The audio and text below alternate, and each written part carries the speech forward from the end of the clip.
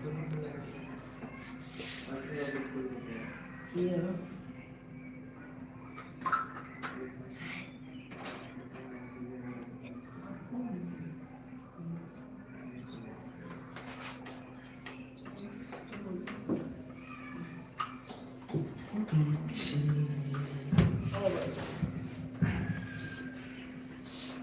का क्लास अलग टॉपिक पढ़ाया जाएगा।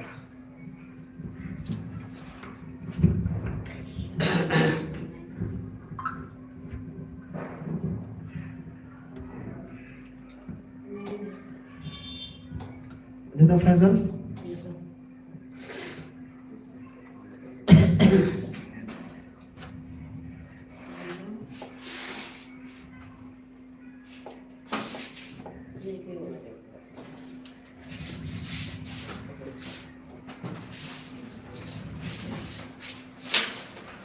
MD Alamgir, Raju Ansari, Niranjan Kumar, Anis Kumar, hello sir, आप है। चलिए सुनिए, पहले तो आप लोगों को सबसे पहले हम बता दें कि आज किसी क्लास के लिए नहीं पढ़ाएंगे। ये बेसिक नॉलेज जो आप लोग का सर्कल हर एक क्लास में पढ़ना है, 8 में भी पढ़ना है, 9 में भी पढ़ना है, 10th वालों को भी पढ़ना है, सब में यूज पड़ेगा। आज हम कोशिश करेंगे कि सर्कल को एकदम जीरो से स्टार्ट करें और आपको बताएं कि पाई क्या होता है, पाई कहाँ से आया, पाई का मतलब क्या होता है, पाई किसे कहते हैं, पाई का मान कैसे निकाला गया, मतलब एक एक रहस्य को जानेंगे वृत्त के बारे में। वृत्त का क्षेत्रफल पाई स्क्वायर की होता है। छोटे चौरसिया साहिल शाह, अस्सलाम वालेकुम सर। वालेकुम अस्सलाम। अनीस कुमार। चलिए तो हम लोग रेडी करते हैं। माँ का लाडला, बिना लेट किए आज का क्लास हम शुरू करेंगे पढ़ाना आप लोगों को। और कोशिश करिए कि आज का क्लास लास्ट तक पूरा का पूरा दिखे। अगर सर्कल के बारे में टोटल जानना है तो फाइनल क्लास देखे आज का। चलिए शुरू करते हैं। बालक आप लोग कॉपी निकाल के लेकर बैठिएगा, जितने बात को बताएंगे नोट करते चलिएगा, ठीक है।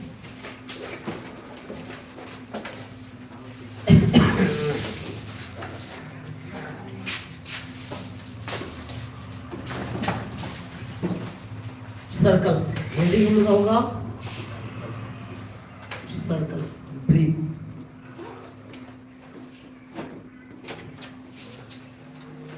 ब्रीथ की बात करते हैं एकदम जीरो से। जो भी स्टूडेंट अभी तक सर्कल नहीं पढ़े होंगे, ब्रीथ नहीं पढ़े होंगे, उनके लिए वीडियो बहुत खास होगा, क्योंकि एकदम जीरो से हम स्टार्ट करेंगे। जीरो से कैसे ब्रीथ बनता है, कैसे ब्रीथ को बनाया जाता है, एक एक बातों को समझाने का प्रयास करेंगे। तो कोशिश करिएगा कि क्लास लास्ट तक देखते रहें। कल कोचिंग होगा, एकदम होगा। कोचिंग क्यों नहीं होगा जी? दिवाली के दिन भी कोचिंग होगा। क्लास बंद करने से कोई फायदा नहीं है। नहीं तो बच्चा आजकल 2 दिन क्लास बंद कर दे तो 4 दिन तक उसका असर रहता है, 3 दिन तक एंजॉय करेगा सब। यहाँ पे कुछ था, एक साफ करो सर, इसमें डस्ट ज्यादा है। कहाँ पे है?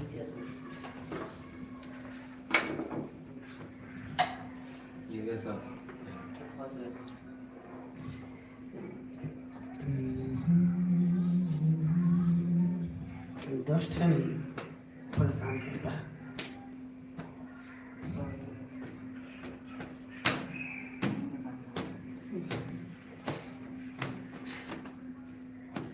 चलिए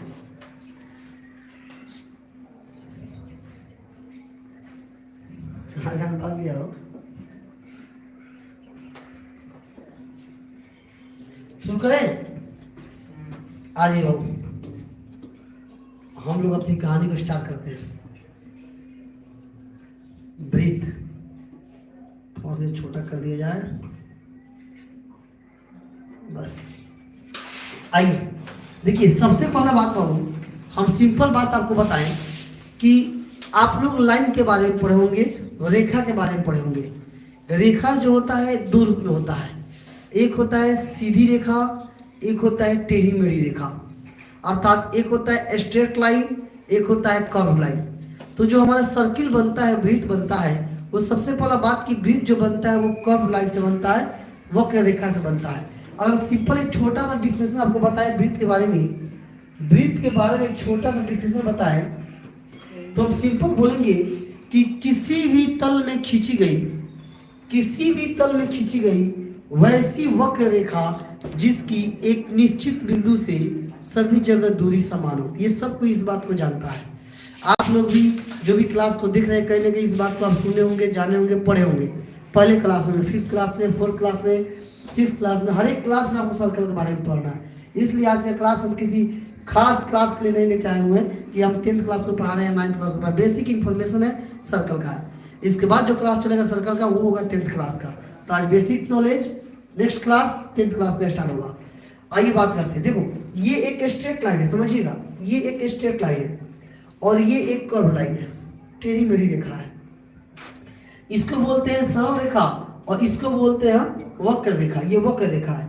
तो क्या इस रेखा से हम कभी किसी सर्कल को बना पाएंगे?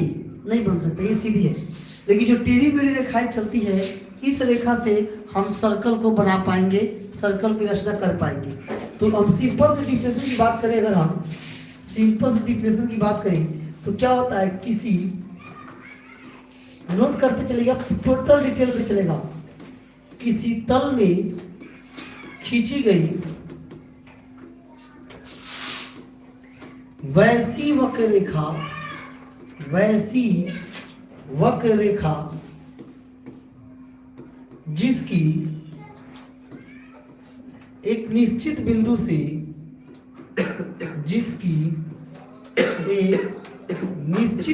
से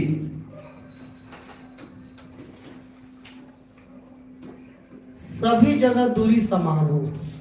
सभी जगह दूरी क्या होगी? समान हो। अर्थात अगर हम बात करें बाबू, सिंपल से अगर बात करें तो यहाँ पे जो डायग्राम हम ले रहे हैं, ये जो डायग्राम आप देख पा रहे हैं, ये दूसरा कलर कर दे।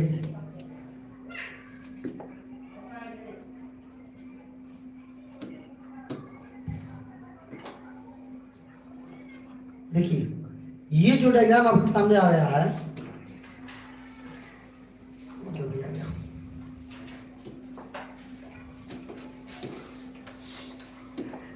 ध्यान देना, ये जो डायग्राम आपके सामने ले लिया, यह एक निश्चित बिंदु हम यहाँ बना दे रहे हैं। यहाँ पे हमने एक निश्चित बिंदु बना दिया ये, और इस बिंदु से इस सर्कल का प्रत्येक हिस्सा बराबर होगा। जितना डिस्टेंस एक जगह का होगा उतना ही डिस्टेंस सब जगह का होगा। तो इस आकृति को हम सिंपल सा वृत्त बोलते हैं। जैसे साइकिल का पहिया हो गया, साइकिल के पहिया की बात करते हैं। दर्जी सर रूम साफ कर रहे हैं, तभी आप आ गए, कोई बात नहीं है, रूम साफ कल हो जाएगा। पवन वर्मा नमस्ते सर जी। एमडी ता अस्सलाम वालेकुम। वालेकुम अस्सलाम। बालक जो भी स्टूडेंट क्लास देख रहे हैं बार बार बोल रहे हैं, क्लास को एकदम लास्ट तक देखिएगा, आज फाइनल मजा आ जाएगा। टोटल क्लास देखिएगा, आपको भी मजा आएगा, हमको भी मजा आएगा। ध्यान दो। तो यहाँ हमने बात किया कि ये जो आकृति है ये एक सर्कल है, ये एक वृत्त की आकृति है, हमने इसके वृत्त बनाया। अब जिस बिंदु से सभी जगह ये दूरी समान थी, इस बिंदु को हम बोलते हैं केंद्र। क्या बोलते हैं जी? अब एक एक वर्ड समझिए। इंग्लिश में इसको सेंटर कहा जाता है। इसको इंग्लिश में क्या बोलते हैं? सेंटर बोलते हैं। ये बोलिए मत आप लोग, क्लास नहीं है, लाइव चल रहा है। ये टोटल वृत्त हो गया फाइनल। ये रचना जो है वृत्त का हो गया। मध्य बिंदु से क्या कहलाएगा? केंद्र कहलाएगा। अब ध्यान दो, इधर एक और सर्कल हम बनाते हैं। देखिए क्या आपसे 9th और 10th के बच्चों से ये नहीं पूछा जाएगा कि त्रिज्या किसे कहते हैं, परिधि किसे कहते हैं, व्यास किसे कहते हैं, जीवा किसे कहते हैं, चाप किसे कहते हैं, केंद्र किसे कहते हैं। लेकिन इन सब बातों को हम बताएंगे, लिखवाएंगे नहीं, लेकिन बताएंगे। हर एक डिफिनेशन को हम बताएंगे। तो आप लोग वीडियो अगर देखिएगा तो 1 से 2 बार आप रोक कर उसको अपलोड कर सकते हैं, लिख सकते हैं, ठीक है। लिखना उचित नहीं जाएगा। आगे एक और सर्कल हम बनाते हैं और हर एक बात को आपको समझाने का प्रयास करते हैं। देखिए ये हो गया आपका एक और सर्कल। यहाँ पे ये सर्कल आप देख पा रहे होंगे। अब इस सर्कल बालक, इसका नाम हमने क्या दिया? केंद्र। इसको बोले केंद्र, सेंटर बोले। ये जो लाइनिंग खींचे हैं, ध्यान सुनिएगा, जो लाइनिंग अर्थात वृत्त की पूरी लंबाई, वृत्त की जो ये लंबाई आपको दिखाई दे रहा है येलो कलर का, वृत्त की ये पूरी लंबाई, इस लंबाई को हम बोलते हैं परिधि। क्या बोलते हैं जी? परिधि बोलते हैं और इसी को सरकमफ्रेंस कहा जाता है।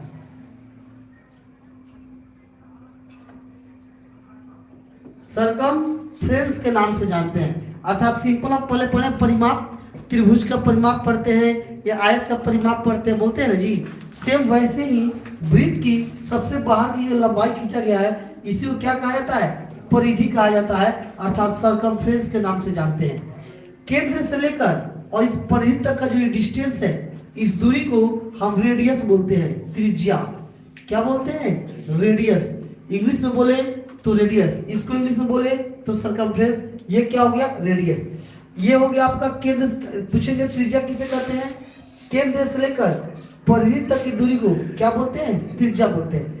अगर इस वृत्त के परिधि के दो बिंदु को हम मिला दें, ऐसे दो बिंदुओं को कहीं पर भी मिला दें जो केंद्र से होकर ना जाए, तो इसको बोलते हैं कॉर्ड, जीवा। क्या बोलते हैं जी, जीवा कहते हैं। नोट करते चलिएगा, ये है जीवा। क्या बोलते हैं इसको जी, वृत्त के परिधि के दो बिंदुओं को मिलाने वाली रेखा जो केंद्र से होकर ना जाए उसको क्या बोलेंगे, जीवा बोलेंगे। लेकिन अगर यही जीवा केंद्र से होकर चली जाए तब क्या कहेंगे, अगर यही जीवा मान लीजिए हम केंद्र से गुजार दिए, केंद्र से चला गया, तब इस लाइन को हम कहते हैं व्यास, डायमीटर। क्या बोलते हैं जी, डायमीटर बोलते हैं, व्यास बोलते हैं। कितने चीज बताए, तीन चार चीज, केंद्र बताए, परिधि बताए, त्रिज्या बताए, जीवा बताए और व्यास बताए। केंद्र क्या होता है, वृत्त का मध्य बिंदु केंद्र कहलाता है। परिधि क्या होता है, वृत्त की पूरी लंबाई वृत्त की परिधि कहलाती है।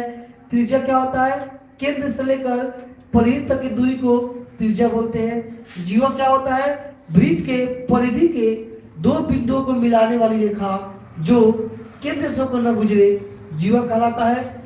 व्यास क्या होता है, सबसे बड़ी जीवा, वृत्त की सबसे बड़ी जीवा व्यास कहलाती है। कोई दिक्कत यहाँ तक? आप लोग चाहे तो जितना बात हम बोले आप आराम से नोट भी कर सकते हैं, इसको कॉपी में अपने लिख सकते हैं। अब एक बात समझिए, कितने मेन फैक्ट इसमें हो सकते हैं बाबू, वृत्त से संबंधित क्या क्या बातें पूछी जा सकती है, एक एक करके हम यहाँ बताना शुरू कर रहे हैं। यहाँ तक कोई दिक्कत नहीं है। एक और बता दें आपको, अगर यही लाइन हम ऐसे खींच दे, आर पार कर दे वृत्त को, सेकेंड लाइन बोलते हैं इसको, सेकेंड लाइन, छेदक रेखा। क्या कहते हैं, छेदक रेखा। इंग्लिश में बोले तो सेकेंड लाइन कहा जाता है, सेकेंड लाइन इसको हम लोग बोलते हैं, छेदक रेखा को सेकेंड लाइन कहते हैं। यहाँ तक नो डाउट, बिल्कुल क्लियर। अब एक बात देखो, इसमें हम टोटल चीज बताएंगे, बेसिक बताएंगे के बाद ही आप लोग हम बताएंगे कि वृत्त का क्षेत्रफल पाई स्क्वायर क्यों होता है, पाई कहाँ से आया, कैसे हम यूज किए इसका, एक एक कहानी बताएंगे। इसलिए आपको हम बोल रहे हैं कि वीडियो लास्ट तक पूरा देखिएगा। अब यहाँ ध्यान दो, यहाँ तक कोई दिक्कत नहीं है। अब वृत्त से कौन कौन क्वेश्चन आएगा, कॉपी में नोट करना शुरू करिए। सबसे पहला, वृत्त में केंद्र कितना होता है, एक। पहला वृत्त में केंद्र एक। वृत्त में त्रिज्या कितनी होती है, अनगिनत। वृत्त में व्यास को होता है अनगिनत। वृत्त की सबसे बड़ी जीवा, सबसे ज्यादा बार पूछा गया क्वेश्चन, वृत्त की सबसे बड़ी जीवा किसको बोलेंगे, वृत्त का व्यास को बोलेंगे। वृत्त की सबसे बड़ी जीवा, वृत्त का व्यास। अगला पूछेगा, वृत्त का सबसे बड़ा चाप क्या होता है, वृत्त की सबसे बड़ी चाप वृत्त की परिधि होती है। वृत्त की सबसे बड़ी चाप वृत्त की परिधि होती है। वृत्त के केंद्र पर कितने डिग्री का कोण बनता है, 360 डिग्री का कोण बनता है। कितना डिग्री, 360। अब हम आगे बढ़ते हैं, थोड़ा सा वृत्त से नेक्स्ट टॉपिक में चलते हैं। यहाँ तक कोई डाउट नहीं, क्लियर है। नेक्स्ट बात कर लेते हैं। चलो आगे बढ़ते हैं। यहाँ तक अभी तक हम ये जाने वृत्त क्या होता है, त्रिज्या क्या होता है, व्यास क्या होता है, जीवा क्या होता है, ठीक है। अब थोड़ा आगे हम बढ़ते हैं आप लोगों के लिए। अब देखिए नेक्स्ट पेज, अगली बात कर लेते हैं हम थोड़ा सा आगे। अब आओ इस बात करती है, पाई आया कहां से है, पाई किसकी बात करते हैं जी, पाई की बात करते हैं। वृत्त में पाई क्या है, वृत्त में कोई दिक्कत, वृत्त में किसी प्रकार का वृत्त किसे कहते हैं, हम जीरो से बता रहे थे इसलिए वृत्त के बारे में कुछ ज्यादा समझाएं। अब अपने टॉपिक पे आते हैं, पाई के बारे में आते हैं। पाई क्या होता है, पाई होता है, देखो सबसे पहला बात कि पाई जो था इंडिया का वर्ड नहीं है। पाई जो है यह एक ग्रीक शब्द है। कौन सा शब्द है जी, ग्रीक शब्द है पाई। पाई सबसे पहला बात कि आपको हम बता दें कि मान ली कोई भी नया वर्ड अगर कहीं पे जाता है तो प्रत्येक लोग को दिक्कत होगा भाई क्या है। जब पहली बार पाइप इंडिया में आया ना तो उसमें किसी को पता नहीं था कि पाइप क्या है, पाइप को कैसे डिफाइन करें, पाइप को कैसे बताएं, इसका मतलब क्या होता है। जितने भी गणितज्ञ लोग थे वो लोग भी परेशान थे कि पाइप का मतलब क्या होता है। तो एक बात जो आर्यभट्ट साहब थे, आर्यभट्ट जी थे, उन्होंने पाइप के बारे में बहुत रहस्य, बहुत मतलब क्या कहते हैं उसको, स्टडी किया पाइप पर बहुत ज़्यादा। मतलब जब भी गहन पढ़ाई करते थे उसमें पाइप के बारे में जब खोज करने का प्रयास करते थे तो वो देखते क्या थे कि जहाँ भी ये वर्ड पाइप आ रहा है, जहाँ भी ब्रीथ आ रहा है वहाँ पर पाइप ही आ रहा है। आर्यभट्ट साहब देखे कि जहाँ भी ये ब्रीथ आ रहा है उसके साथ ये पाइप आ रहा है, इसका मतलब इसका संबंध इस ब्रीथ से है। इतना बात उनको कंफर्म हो गया कि पाइप का संबंध किससे है, ब्रीथ से है। अब वो सोचने लगे ये बात कि ये पाइप का संबंध ब्रीथ से है क्या, तो अलग अलग माप का रस्सी बनाकर और सबसे ब्रीथ बनाना शुरू कर दिए थे।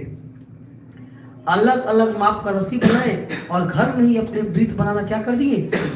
और जब भी कंडीशन पर वो ब्रीथ के व्यास को और परिधि को मापते थे, जब भी मापते थे तो रेशियो आता था 22/7। परिधि 22 तो व्यास कितना आया। अगर डेसिमल में कन्वर्ट किया है तो 3.14 कम से कम, अगर छोटा रस्सी लगेगा तो लगभग डिवाइड करने के बाद 3.14 लगभग। तो उनको अब ये बात चल रही भाई पाइप क्या है। तो अब पाइप के बारे में थोड़ा कुछ बात लिखते हैं आप लोग के लिए। अब वो पाइप के बारे में बताना स्टार्ट किए कि ये पाइप जो है, सबसे पहला बात ये नोट कर लीजिए कॉपी में, पाइप जो है एक ग्रीक शब्द है। कहाँ का शब्द है। और पाइप का मतलब कुछ ज्यादा नहीं होता है, पाइप का मतलब होता है परिधि बट्टा में क्या जी, व्यास, परिधि बट्टा व्यास। तो हम ये पूछेंगे पाइप किसे कहते हैं, पाइप किसे कहते हैं। तो आप सिंपल जवाब दीजिएगा, ध्यान से नोट कर लो कॉपी में। अगर आपसे कोई पूछ ले पाइप किसे कहते हैं, भाई सबको जानता है कि पाइप का मान 22/7 होता है।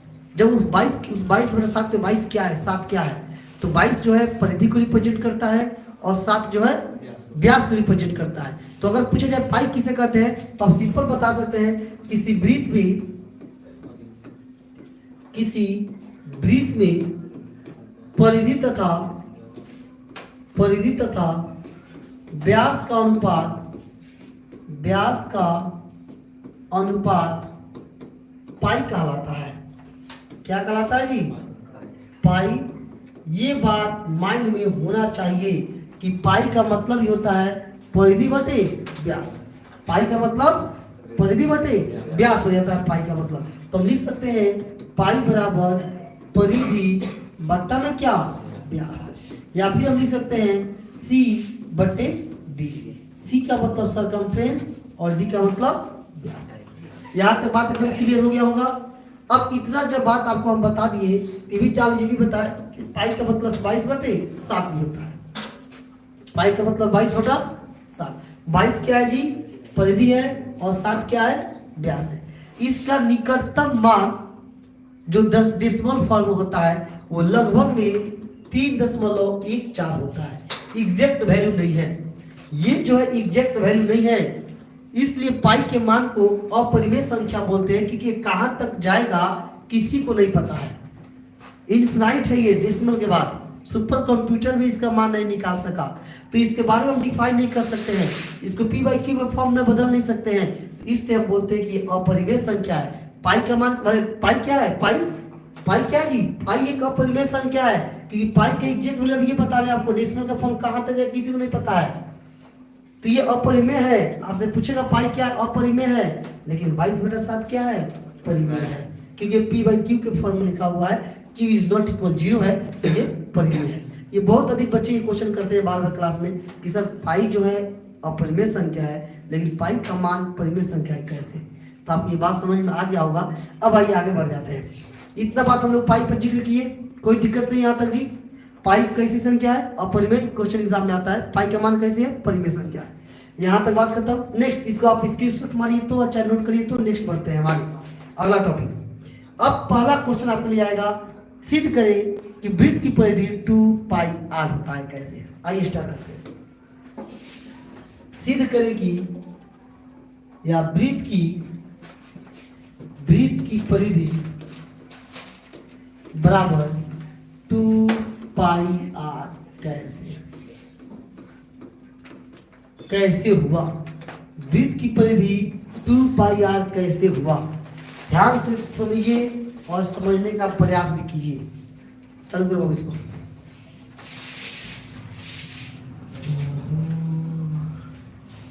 चल है ना, इस टाइम जो पढ़ेगा ना फुल्ली माइंड में जाएगा। धर्मेंद्र सर साफ साफ नहीं दिख रहा है, क्यों नहीं दिख रहा है जी साहब?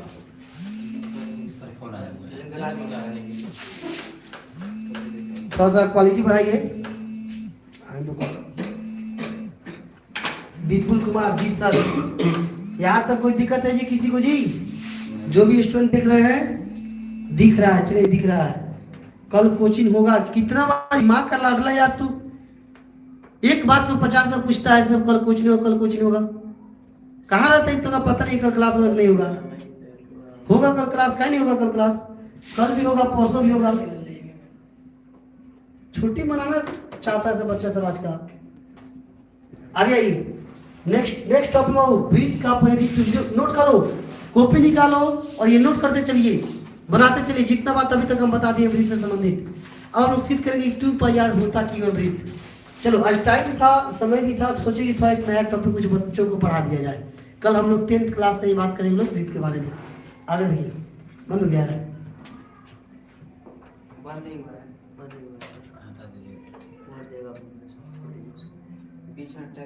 चलो ठीक। चलिए देखिए, अब हम बात करते हैं। सिंपल सी बात समझिए बाबू इत्मीनान से। यह एक सर्कल है, गोल बना दिए हैं। तो गोल नहीं बना हुआ तो गोल बनाने का तरीका है का है डिजिटल बोर्ड का लिए लगवाया है, हाथ से गोल बनाने के लिए है कि ये काम देगा। आइए, ये सेंटर हो गया सेंटर, और इसका व्यास जो है क्या केंद्र हो गया, वही सेंटर। ये व्यास हो गया कि नहीं डी, इसको हमने व्यास बोल दिया। खूब ध्यान समझिएगा, एकदम छोटी सी बात है बाबू। अधिकांश लोग परेशान रहते हैं 2πr होता क्यों है, जबकि मुश्किल से 1 से 2 लाइन का बात है। ये छोटी सी बात है, जिसको ये पता है कि पाई क्या है वो इसको सिद्ध कर देगा 2πr क्या है। आइए बात कर लेते हैं। तो एक और बात आप समझिएगा, थोड़ा सा एक छोटा टॉपिक छूट गया था, नहीं बताएं। ये त्रिज्या था ना रेडियस जी, और ये भी रेडियस था। आज दोनों रेडियस को मिलाया है तो बन गया है व्यास।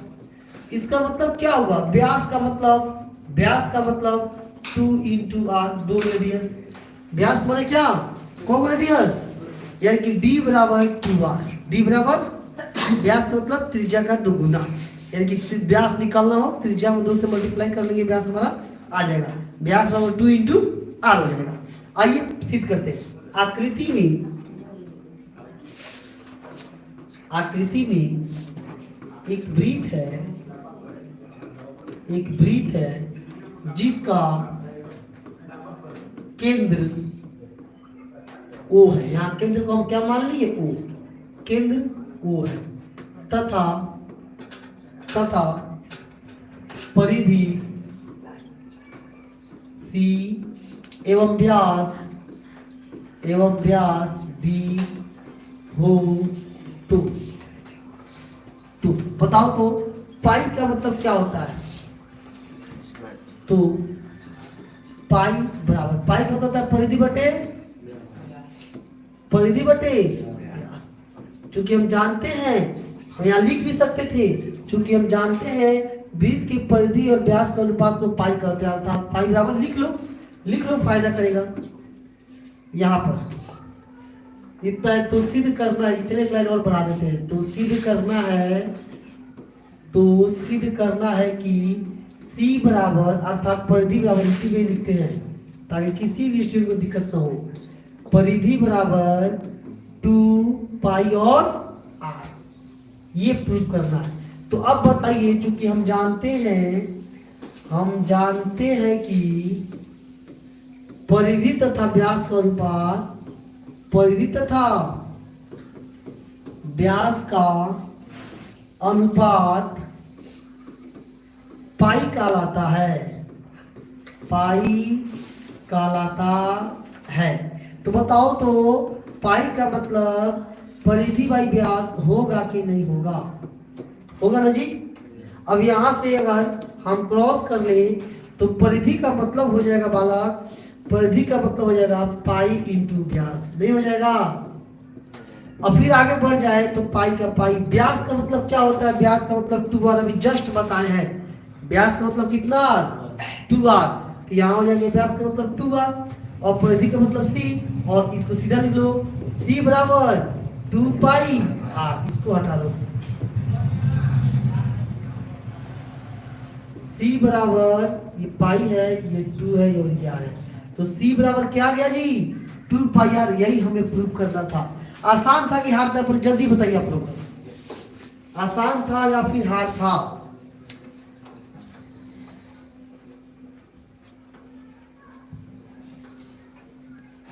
हाय sir, good night. Jitendra Pal, बिल्कुल आसान था। चलिए नेक्स्ट बढ़ जाए। वृत्त की परिधि तो प्रूव हुआ, आगे थोड़ा देख लेते हैं वृत्त का क्षेत्रफल भी जल्दी से, टाइम की थोड़ा कमी है। आइए इसको आप नोट कर लिए होंगे, वृत्त का क्षेत्रफल की तरफ बात करते हैं। वृत्त का क्षेत्रफल वाला टॉपिक नोट कर लो। सिद्ध करे कि वृत्त का क्षेत्रफल बराबर पाई आर स्क्वायर, ये सिद्ध करना है। वृत्त का क्षेत्रफल बराबर पाई आर स्क्वायर। आइए स्टार्ट करते हैं, लेट नहीं करेंगे इसमें हम। इधर ध्यान दबाओ, यह एक सर्कल है, ठीक है, ये इसका सेंटर है, इस अंदर वाले पार्ट को हम बोलते हैं वृत्त का क्षेत्रफल। क्या बोलते हैं, वृत्त का क्षेत्रफल। ये इसका डायमीटर है। देखो कितना, हम क्या करते हैं, इस टोटल सर्कल को एकदम आसान तरीके से बता रहे हैं, ये मेरा आकृति फर्स्ट है। इस टोटल सर्कल को हम छोटे छोटे खंडों में, तो आप बता दीजिए, पहले आप ये बता दीजिए ये टोटल लंबाई कितना था, 2 पाई आर, अभी जस्ट बताए हैं टोटल लंबाई 2 पाई आर, तो ये आधा यहां से लेकर यहां तक पाई आर होगा, और ये आधा यहां से लेकर यहां तक पाई आर होगा। होगा कि नहीं होगा, एकदम होगा जी, पाई आर। और इस ये आकृति मेरा फर्स्ट है। फिर से सुन लीजिए, इस सर्किल का टोटल होता है 2 पाई आर, होता है ना, तो ये हाफ हो गया पाई आर, ये आप पाई आर टोटल जोड़ेंगे 2 पाई आर हो जाएगा। अब हम क्या करें, इस सर्किल को छोटे छोटे खंडों में बांट दे रहे हैं, छोटे छोटे खंडों में क्या कर दिए, बांट दिए। 1 2 3 4 5 6 7 8 9 10 11 12 और 13, इसको ही बांटो। जितना टुकड़ा चाहे उतना टुकड़ा आप इसमें कर सकते हैं। 14 15 16 17 18 19 20 21 22 23। अब हमने क्या किया, देखिए इस टोटल सर्कल को हमने छोटे छोटे खंडों में बांट दिया। अब इस टोटल छोटे खंडों को हम निकाल के यहाँ रखे, एक एक करके रखे, तो कुछ इस तरह की आकृति मेरे सामने आ जाएगी।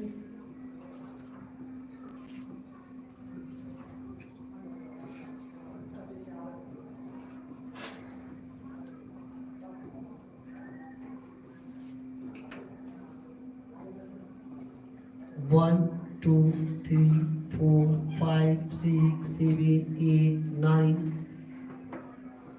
10 11, कहाँ तक है, 14 तक है, 13 तक, 12 और ये 13, 10 11 12 दिखाई दे रहा है यहाँ पर 13।